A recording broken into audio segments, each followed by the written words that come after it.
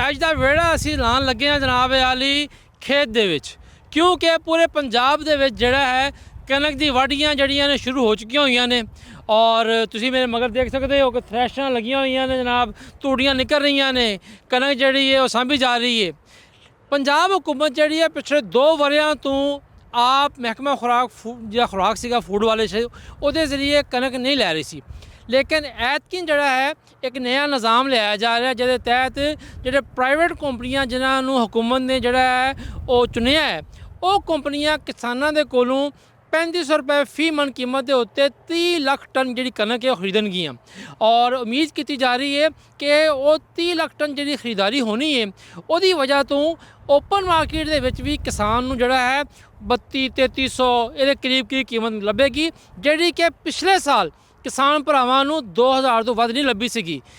ये नया निज़ाम किस तरह काम करता है, किसानों की लागत की आ रही है, और जोड़े किसान भरा इस निज़ाम तहत आना चाहते हैं वो किस तरह अपने आप रजिस्टर करवाएंगे, किसानों के की तहफ़ुज़ात ने, खास तौर पर जोड़े एग्रीगेटर्स हुकूमत ने चुने ने उन्होंने अपने भी तहफ़ुज़ात होंगे ने ना, क्योंकि फूड वाले तो हमेशा चाहणगे कि प्राइवेट बंदा ना आवे असी लईए। ये सारे मामले के उत्ते अज के प्रोग्राम च गल करांगे और सेंटरों से भी जावांगे, किसान भरावां ने भी गल करांगे कि जनाब आली हुण जिहड़ा वज़ीर आला पंजाब मरियम नवाज़ साहिबा ने नवा निज़ाम लैके आंदा है, ਇਹਦੇ ਨਾਲ किसानों ਨੂੰ की उम्मीद है और मार्केट के की असरात पैणगे। तो साडे नाल जुड़े रहो, तो चलते हैं तुहानूं इस निज़ाम की एक एक गल दिखाने वास्ते कि जनाब ये निज़ाम किस तरह काम करेगा और तुसीं अपनी कणक जिहड़ी है वो किस तरह बेच सकते हो हुकूमत पंजाब नूं।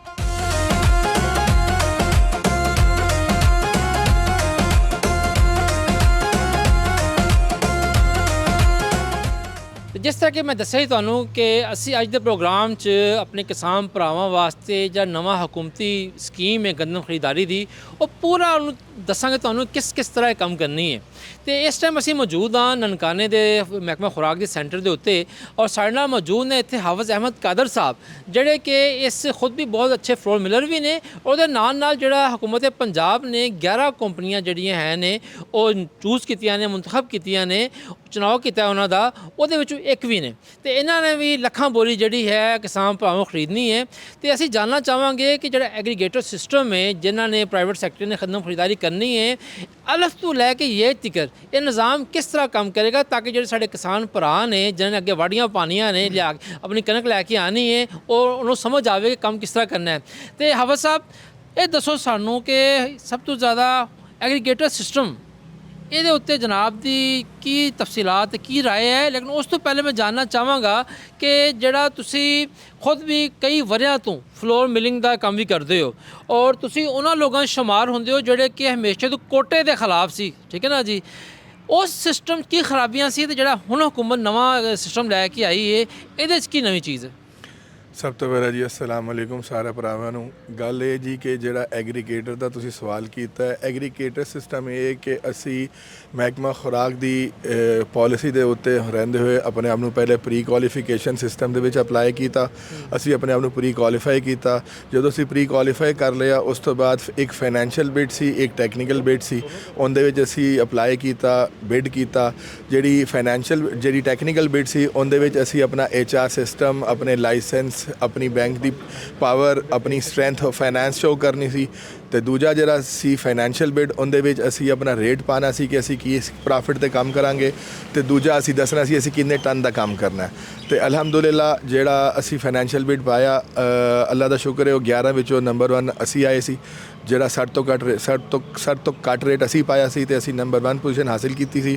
ਤੇ ਹੁਣ ਅਸਲ ਇਨਸ਼ਾਅੱਲਾ ਅਸੀਂ ਹੁਣ ਜਿਹੜੀ ਹਾਫਿਜ਼ ਸਾਹਿਬ ਜਿਹੜੀ ਇੱਕ ਲੋਕ ਗੱਲਾਂ ਕਰਦੇ ਨੇ, ਤਾਂ ਤੁਹਾਨੂੰ ਪਤਾ ਨਾ ਇੱਥੇ ਤੇ ਆਟਾ ਗੁੰਦੀ ਹਿਲਦੀ ਕਿਉਂ ਹੈ, ਠੀਕ ਹੈ ਨਾ ਜੀ। ਲੋਕ ਕਹਿੰਦੇ ਨੇ ਜੀ ਹੁਕੂਮਤ ਪੰਜਾਬ ਨੇ ਮਹਿਕਮਾ ਖੁਰਾਕ ਨੇ ਆਪਣੇ ਚਹੀਤਿਆਂ ਨੂੰ 10 ਕੰਪਨੀਆਂ ਨੂੰ ਸ਼ਾਮਲ ਕਰ ਲਿਆ। ਇੱਕ ਤੇ ਮੇਰਾ ਖਿਆਲ ਹੈ ਕਿ 10 ਕੰਪਨੀਆਂ ਦੇ ਵਿੱਚ ਬੜੀ ਵੱਡੀ ਮਲਟੀਨੈਸ਼ਨਲ ਕੰਪਨੀਆਂ ਵੀ ਸ਼ਾਮਲ ਨੇ, ਤੁਹਾਡੇ ਵਰਗੇ ਚੰਗੇ ਲੋਕ ਵੀ ਸ਼ਾਮਲ ਨੇ। ਤੇ ਜਿਹੜੀ ਅਫਵਾਹ ਹੈ ਕਿ ਤੁਸੀਂ ਸਾਰੇ ਜਿਹੜੇ ਉਹ मनपसंद चहीते हो किसी दे, ऐसी गल तो कोई नहीं ना। देखो जी 35 कंपनियां सी जिन्होंने प्री क्वालीफाई किया, जिंदे विचों कराची की भी फर्मां सी, इस्लामाबाद की फर्मां सी, लाहौर की भी असी, मुल्तान की भी असी। ਉਹ 35 ਵਿੱਚੋਂ ਸਿਰਫ 11 ਨੇ ਹੀ ਬਿਡ ਪਾਈ ਫਾਈਨੈਂਸ਼ੀਅਲ ਤੇ ਟੈਕਨੀਕਲ, ਬਾਕੀਆਂ ਨੇ ਫਾਈਨੈਂਸ਼ੀਅਲ ਤੇ ਟੈਕਨੀਕਲ ਬਿਡ ਪਾਈ ਨਹੀਂ। ਉਹ ਨਾ ਪਾਉਣ ਦੀ ਵਜ੍ਹਾ ਬਹੁਤ ਸੇ ਲੋਕ ਤੇ ਇਸ ਵਜ੍ਹਾ ਤੋਂ ਨਹੀਂ ਪਾ ਸਕੇ, ਉਹਨਾਂ ਕੋਲੋਂ ਬੈਂਕਾਂ ਦਾ ਨਿਜ਼ਾਮ ਨਹੀਂ ਆ ਸਕਿਆ। ਦੂਜਾ, ਇਹ ਹਕੂਮਤ ਦੀ ਖਰੀਦਾਰੀ ਕਰਨਾ ਰਿਜ਼ਵਾਨ ਸਾਹਿਬ ਆਸਾਨ ਕੰਮ ਨਹੀਂ, ਇਹਦੇ ਆਪਰੇਸ਼ਨਸ ਬਹੁਤ ਮੁਸ਼ਕਿਲ ਨੇ। ਫੀ ਸੈਂਟਰ ਘੱਟ ਤੋਂ ਘੱਟ 7 ਤੋਂ 8 ਬੰਦੇ ਚਾਹੀਦੇ ਨੇ ਕੰਮ ਕਰਨ ਵਾਸਤੇ। ਉਸ ਤੋਂ ਇਲਾਵਾ ਤੁਹਾਨੂੰ ਕੰਡਾ ਵਾਲਾ ਅਲੱਗ ਚਾਹੀਦਾ ਹੈ। ਉਸ ਤੋਂ ਇਲਾਵਾ ਤੁਹਾਨੂੰ ਇੱਕ ਬੰਦਾ ਜਿਹੜਾ ਲੈਪਟਾਪ ਤੇ ਐਂਟਰੀ ਕਰੇਗਾ ਉਹ ਅਲੱਗ ਚਾਹੀਦਾ ਹੈ। ਇਹ ਆਪਰੇਸ਼ਨ ਇੰਨੇ ਕਮਜ਼ੋਰ ਨਹੀਂ ਕਿ ਤੁਸੀਂ ਪੈਸੇ ਪਾਏ ਤਾਂ ਕੰਮ ਹੋ ਗਿਆ। ਇਹ ਕਾਫੀ ਮਿਹਨਤ ਤਲਬ ਕੰਮ ਹੈ ਜਿਹੜਾ ਪਹਿਲੇ ਫੂਡ ਡਿਪਾਰਟਮੈਂਟ ਕਰਦਾ ਸੀ। ਫੂਡ ਡਿਪਾਰਟਮੈਂਟ ਦੀ ਘੱਟ ਤੋਂ ਘੱਟ 10 ਬੰਦਿਆਂ ਦੀ ਟੀਮ ਹੁੰਦੀ ਸੀ, ਜਿਨ੍ਹਾਂ ਵਿੱਚ ਉਹਨਾਂ ਦੇ ਚੌਕੀਦਾਰ ਹੁੰਦੇ ਸੀ, ਉਹਨਾਂ ਦੇ AFC ਹੁੰਦੇ ਸੀ, ਇੰਸਪੈਕਟਰ ਹੁੰਦੇ ਸੀ, ਉਹਨਾਂ ਦੇ ਫੂਡ ਸੁਪਰਵਾਈਜ਼ਰ ਹੁੰਦੇ ਸੀ। ਤੇ ਸਾਨੂੰ ਵੀ ਇੱਕ ਸੈਂਟਰ ਤੇ ਘੱਟ ਤੋਂ ਘੱਟ 7 ਤੋਂ 8 ਬੰਦੇ ਪਾਣੇ ਪਾ ਰਹੇ ਨੇ। ਤੇ ਇਹ ਕੋਈ ਆਸਾਨ ਕੰਮ ਨਹੀਂ। ਜਿਹੜਾ ਤੁਸੀਂ ਸਵਾਲ ਕੀਤਾ 6 ਤਿਆਂ ਦਾ ਓਪਨ ਸੀ ਸਾਰਿਆਂ ਵਾਸਤੇ।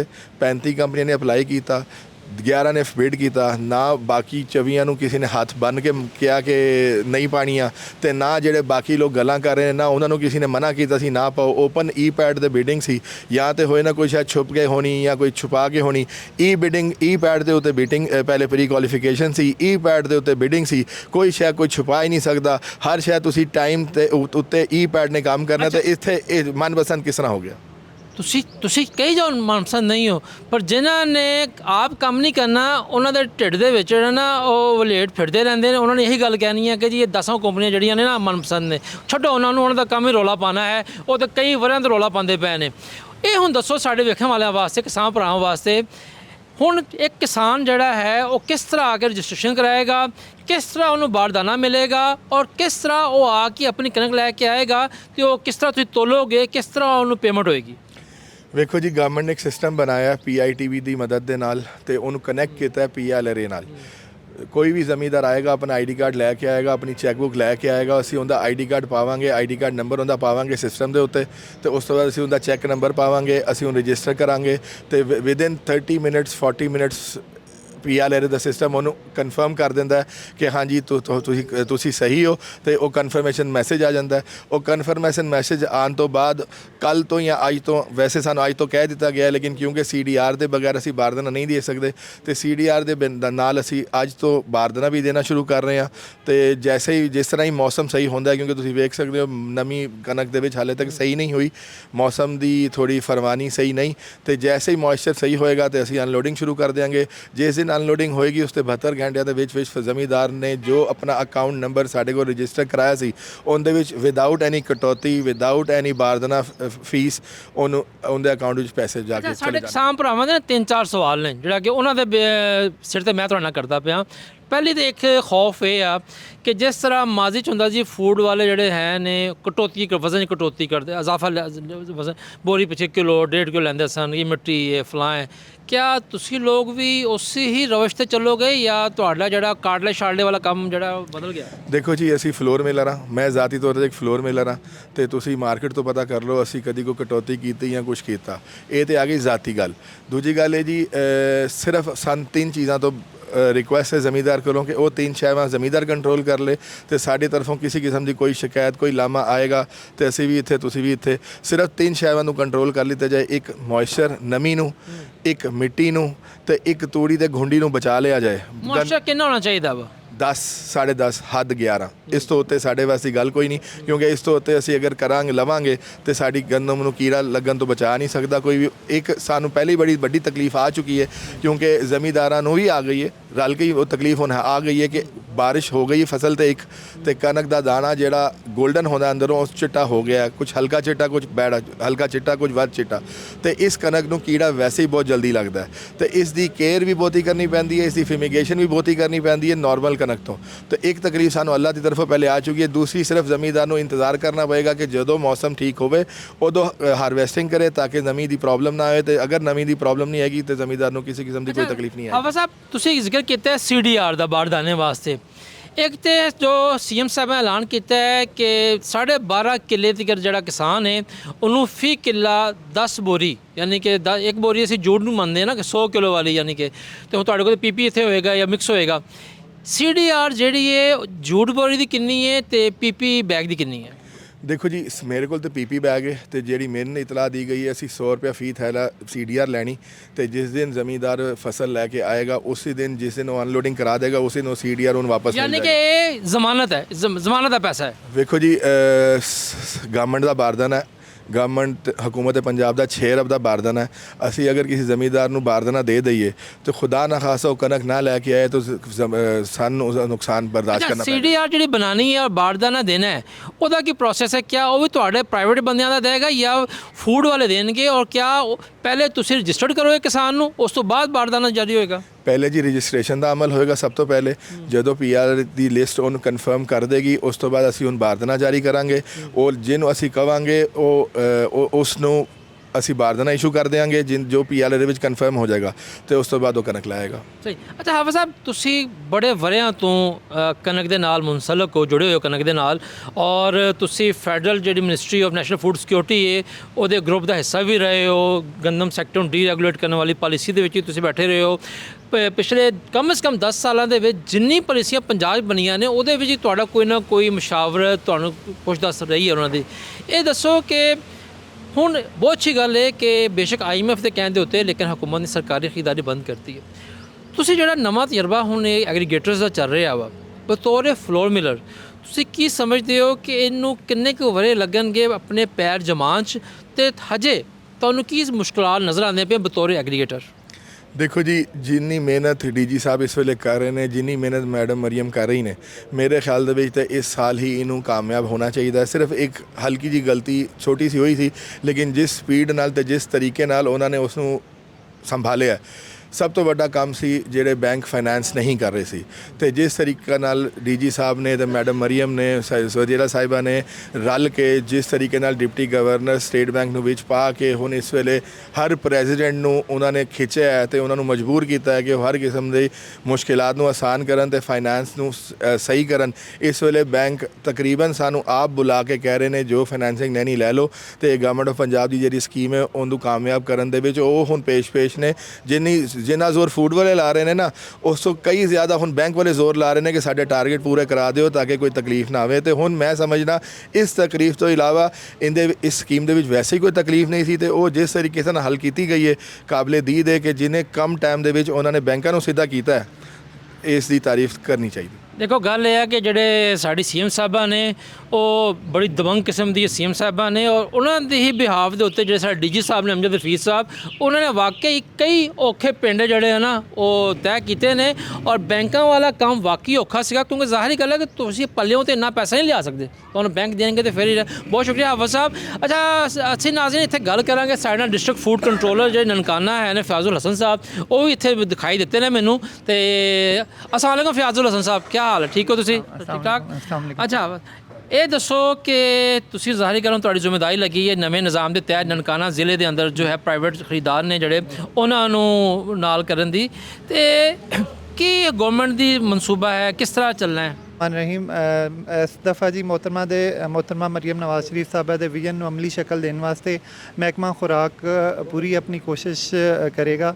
ਇਹਦੇ ਤਹਿਤ ਅਸੀਂ ਇਸ ਵਕਤ ਜਿਹੜੇ ਐਗਰੀਗੇਟਰਸ ਨੇ ਉਹਨਾਂ ਦੇ ਥਰੂ ਨਨਕਾਣਾ ਸਾਹਿਬ ਦੇ ਵਿੱਚ ਸਾਡੀ ਜਿਹੜੀ ਸਟੋਰੇਜ ਕੈਪੈਸਿਟੀ ਤਕਰੀਬਨ 65000 ਮੈਟ੍ਰਿਕ ਟਨ ਦੇ ਕਰੀਬ ਸਟੋਰੇਜ ਕੈਪੈਸਿਟੀ ਹੈ, ਜਿੰਦੇ ਵਿੱਚ ਸਾਡੇ ਕੋਲ 3 ਐਗਰੀਗੇਟਰ ਫਰਮਾਂ ਨੇ ਜਿਨ੍ਹਾਂ ਨੇ ਅਮਲੀ ਜਾਮਾ ਪਹਿਨਾਉਣ ਵਾਸਤੇ ਵਿੱਚ ਅਮਲ ਹਿੱਸਾ ਲਿਆ ਹੈ।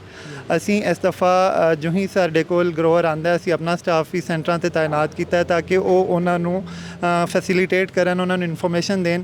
ਉਹ ਉਹਨਾਂ ਨੂੰ ਇਨਫੋਰਮੇਸ਼ਨ ਦਿੰਦੇ ਨੇ ਕਿ ਜੋ ਹੀ ਉਹ ਆਉਣਗੇ ਆਪਣਾ ਸ਼ਨਾਖਤੀ ਕਾਰਡ ਔਰ ਅਕਾਊਂਟ ਨੰਬਰ ਲੈ ਕੇ ਉਹ ਐਗਰੀਗੇਟਰ ਨੂੰ ਇਨਫੋਰਮੇਸ਼ਨ ਦਿੰਦੇ ਨੇ ਕਿ ਉਹਦੇ ਕੋਲ ਜਾਣ, ਉਹ ਆਪਣੀ ਜੋ ਹੀ ਕਰਵਾਏਗਾ ਰਜਿਸਟ੍ਰੇਸ਼ਨ, ਉਹਨੂੰ PLRA ਵੱਲੋਂ ਇੱਕ ਮੈਸੇਜ ਆ ਜਾਏਗਾ ਕਿ ਉਹਦੀ ਰਜਿਸਟ੍ਰੇਸ਼ਨ ਸਟਾਰਟ ਹੋ ਗਈ।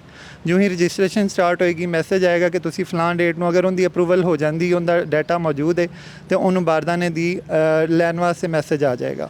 ਉਹ ਜੋ ਹੀ ਮੈਸੇਜ ਆਉਂਦਾ ਹੈ ਉਹ ਆਪਣੇ ਸਾਡੇ ਸੈਂਟਰ 'ਤੇ ਆਏ, ਸਾਡੇ ਕੋਲ ਵਾਫਰ ਮਿਕਦਾਰ 'ਚ ਬਾਰਦਾਨਾ ਮੌਜੂਦ ਹੈ।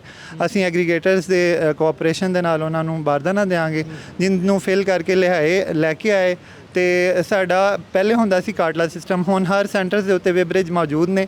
ਜਿੰਨੀ ਗੰਦਮ ਉਹ ਲੈ ਕੇ ਆਏਗਾ ਉਹਦੀ ਉਸ ਹਿਸਾਬ ਨਾਲ ਜਿਹੜੀ ਇਹ ਪੇਮੈਂਟ ਜਿਹੜੀ ਉਹਨੂੰ 72 ਘੰਟੇ ਦੇ ਵਿੱਚ ਉਹਦੇ ਜਿਹੜਾ ਅਕਾਊਂਟ ਉਹਨੇ ਪਹਿਲੇ ਰਜਿਸਟ੍ਰੇਸ਼ਨ ਦੇ ਵਕਤ ਦਿੱਤਾ ਹੈ ਉਹਦੇ ਵਿੱਚ ਜਮ੍ਹਾਂ। ਫੈਜ਼ਲ ਹਸਨ ਸਾਹਿਬ, ਇਹ ਦੱਸੋ ਕਿ ਜ਼ਾਹਰੀ ਗੱਲ ਹੈ ਕਿ ਇਸ ਦਫਾ ਤੁਹਾਡਾ ਜਿਹੜਾ ਸਰਕਾਰੀ ਅਮਲੇ ਦਾ ਰੋਲ ਜਿਹੜਾ ਹੈ ਉਹ ਤੇ ਇੱਕ ਨਿਗਰਾਨ ਦਾ ਹੈ ਜੀ ਬਿਲਕੁਲ, ਇੱਕ ਮਾਮਨ ਸਹੂਲਤਕਾਰ ਔਰ ਨਿਗਰਾਨ ਦਾ, ਲੇਕਿਨ ਜਿਹੜੇ ਆਪਰੇਸ਼ਨਸ ਨੇ ਔਰ ਫਾਈਨੈਂਸ਼ੀਅਲ ਮੈਟਰਸ ਨੇ ਉਹ ਤੇ ਐਗਰੀਗੇਟਰਸ ਦੇ ਆਪਣੇ ਨੇ। ਹੁਣ ਅਗਰ ਕਿਸੇ ਕਿਸਾਨ ਨੂੰ ਕਿਸੇ ਐਗਰੀਗੇਟਰ ਨਾਲ ਕਿਸੇ ਵੀ ਨਾ ਪੂਰੇ ਪੰਜਾਬ 'ਚ ਕੋਈ ਸ਼ਿਕਾਇਤ ਹੁੰਦੀ ਹੈ ਕਿ ਮੈਨੂੰ ਮੇਰੇ ਸਹੀ ਨਹੀਂ ਹੋਇਆ, ਮੇਰਾ ਨਹੀਂ ਹੋਇਆ, ਉਹਦਾ ਫਿਰ ਉਸ ਸ਼ਿਕਾਇਤ ਦਾ ਸੁਣਵਾਈ ਦਾ ਤੇ ਦੂਰ ਕਰਨ ਦਾ ਕੀ ਤਰੀਕਾ ਹੈ? ਨਹੀਂ ਬਿਲਕੁਲ ਇਸ ਤਰ੍ਹਾਂ ਹੀ ਜੀ, ਸਾਡੇ ਹਰ ਸੈਂਟਰ ਦੇ ਉੱਤੇ ਜਿਹੜੇ ਸਾਡੇ ਫੂਡ ਐਹਲਕਾਰ ਨੇ ਉਹ ਮੌਜੂਦ ਨੇ, ਉਹਨੂੰ ਅਸਿਸਟ ਕਰਨ ਵਾਸਤੇ। ਉਹ ਉਹਨਾਂ ਨੂੰ ਪੂਰੀ ਰਹਿਨਮਾਈ ਦੇਣਗੇ ਕਿ ਕਿਸ ਤਰੀਕੇ ਨਾਲ ਕੰਮ ਕਰਨ ਨੇ। ਤੇ ਮੇਰਾ ਨਹੀਂ ਖਿਆਲ ਐਗਰੀਗੇਟਰਸ ਦੀ ਜਿਹੜੀ ਇੰਨੀ ਜ਼ਿਆਦਾ ਉਹਨਾਂ ਦੀ ਇਨਵੈਸਟਮੈਂਟ ਹੈ, ਉਹ ਆਪਣੀ ਇਨਵੈਸਟਮੈਂਟ ਨੂੰ ਜ਼ਾਇਆ ਕਰਨ ਵਾਸਤੇ ਜਾਂ ਕੋਈ ਵੀ ਉਹ ਇਹੋ ਜਿਹਾ ਕੰਮ ਕਰਨਗੇ ਜਿੰਦੇ ਗਵਰਨਮੈਂਟ ਦੀ ਉਹਦੇ ਵਿੱਚ ਕੋਈ ਰਸਵਾਈ ਹੋਏਗੀ ਜਾਂ ਕੋਈ ਕਿਸੇ ਕਿਸਮ ਦਾ ਐਸਾ ਅਮਲ ਹੋਏਗਾ।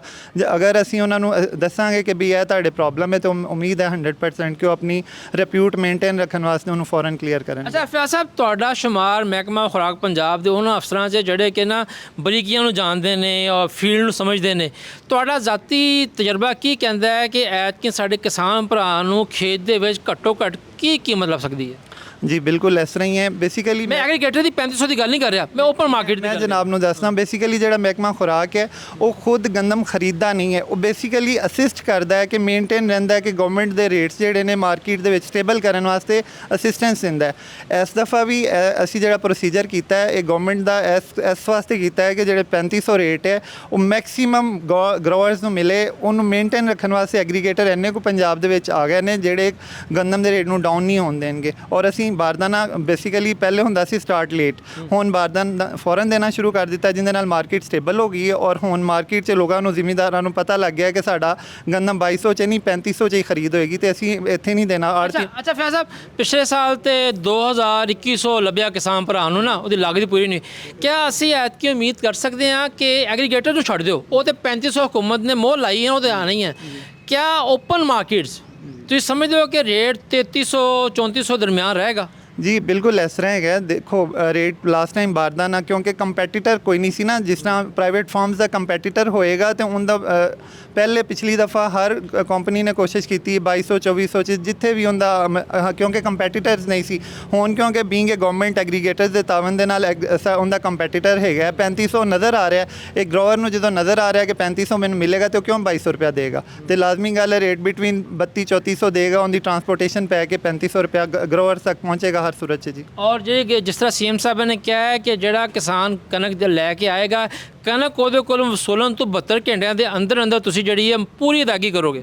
ਜੀ ਬਿਲਕੁਲ। ਪ੍ਰੋਸੀਜਰ ਦੇਖੋ ਪਹਿਲੇ ਹੁੰਦਾ ਸੀ ਕਿ ਗਰੋਅਰ ਨੂੰ ਲੇਟ ਕਰ ਦਿੱਤਾ ਜੀ, ਉਹਦਾ ਜਿਹੜਾ ਨਾ ਉਹ ਨਹੀਂ ਬਿੱਲ ਨਹੀਂ ਬਣਿਆ, ਇਹ ਨਹੀਂ ਬਣਿਆ। ਹੁਣ ਪ੍ਰੋਸੀਜਰ ਹੈ ਵੇ ਕਿ ਜਦੋਂ ਦੀ ਰਜਿਸਟ੍ਰੇਸ਼ਨ ਹੁੰਦੀ ਉਸ ਵਕਤ ਹੀ ਉਹਦਾ ਅਕਾਊਂਟ ਨੰਬਰ PITB ਦੀ ਵੈਬਸਾਈਟ ਤੇ ਰਜਿਸਟਰਡ ਹੋ ਜਾਂਦਾ। ਮੈਂ ਤੁਹਾਡੇ ਕੋਲ ਮਾਜ਼ਰਤ ਦੇ ਨਾਲ ਤੁਹਾਡਾ ਜ਼ਿਕਰ ਨਹੀਂ ਕਰਦਾ, ਮੈਂ ਓਵਰਆਲ ਮਹਿਕਮੇ ਦੀ ਗੱਲ ਕਰਦਾ ਕਿ ਮਾਜ਼ੀ ਦੇ ਵਿੱਚ ਤੇ ਹਮੇਸ਼ਾ ਮਹਿਕਮਾ ਖੁਰਾਕ ਦੇ ਜਿਹੜੇ ਭਰਾ ਨੇ ਉਹਨਾਂ ਨੇ ਹਮੇਸ਼ਾ ਇੱਕ ਹੱਥ ਛੁਰੀ ਫੜੀ ਹੁੰਦੀ ਸੀ ਤੇ ਇੱਕ ਹੱਥ ਜਿਹੜਾ ਸੀ ਨਾ ਉਹ ਖੁੱਲੀ ਛੁਰੀ ਫੜੀ ਹੁੰਦੀ ਸੀ ਨਾ, ਔਰ ਇੱਕ ਸੋਟੀ ਫੜੀ ਹੁੰਦੀ ਸੀ। ਔਰ ਸਾਡੇ ਕਿਸਾਨ ਭਰਾ ਨੂੰ ਬਾਲ ਦੇ ਨਾਲ ਲੈਣ ਲੱਗੇ ਤਕਲੀਫ ਹੁੰਦੀ ਸੀਗੀ, ਕਣਕ ਲੈ ਕੇ ਆਉਂਦੇ ਸਨ, ਕਟੌਤੀਆਂ ਵੀ ਹੁੰਦੀਆਂ ਸੀਗੀਆਂ। ਲੇਕਿਨ ਤੁਹਾਡੇ ਖਿਆਲ ਨਾਲ ਜਿਹੜਾ ਨਵਾਂ ਨਿਜ਼ਾਮ ਹੈ ਇਹ ਮਹਿਕਮਾ ਖੁਰਾਕ ਦੇ ਸਟਾਫ ਤੁਹਾਡੇ ਕੋਲ ਜਿਹੜੇ ਜ਼ਿੰਮੇਦਾਰ ਬੰਦੇ ਨੇ ਇਹਨਾਂ ਦੀ ਮਾਮਨਤ ਦੇ ਨਾਲ ਇਹ ਕਾਮਯਾਬ ਹੋਏਗਾ? ਸਰ ਬੇਸਿਕਲੀ ਲਾਸਟ ਟਾਈਮ ਇਹ ਸੀ ਕਿ ਸਾਡੇ ਪੰਜਾਬ ਦੇ ਵਿੱਚ ਤਕਰੀਬਨ 370-80 ਸੈਂਟਰਸ ਹਨ ਜਿਨ੍ਹਾਂ 'ਤੇ ਹਰ ਅਮਲਾ ਉਹਦੇ 'ਚ ਹੋ ਸਕਦਾ ਮੇ ਵੀ ਕੋਈ ਨੈਗੇਟਿਵਸ ਵੀ ਹੋਣ ਜਿਨ੍ਹਾਂ ਦੀ ਵਜ੍ਹਾ ਤੋਂ ਮਹਿਕਮੇ ਦੀ ਰਿਪਿਊਟ ਡਿਸਟਰਬ ਹੋਈ।